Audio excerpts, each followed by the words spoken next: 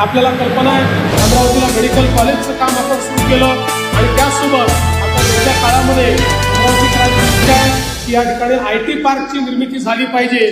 निश्चितपणे तोही विषय आपण हातामध्ये घेतो आणि अमरावतीला एक चांगला IT पार्क या ठिकाणी कसा तयार करता येईल आणि त्या ठिकाणी आपल्याला IT इंडस्ट्री कशी आणता येईल हाही पुढच्या काळामध्ये आपला प्रयत्न असेल।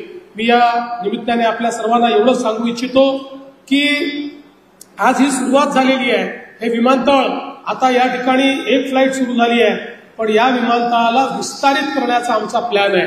कारण आपल्याला हे विमानतळ पूर्णपणे उपयोगी आणायचं असेल तर आपल्याला याची धावपट्टी ही 3000 मीटरची धावपट्टी करावी लागेल।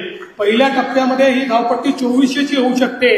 थोडे काही ऍक्विजिशन आपल्याला अजून करावे लागतील, काही रस्ते आपल्याला बदलावे लागतील। ते जर आपण केलं तर आपण 3000 मीटर पर्यंत ही धावपट्टी नेऊ शकतो।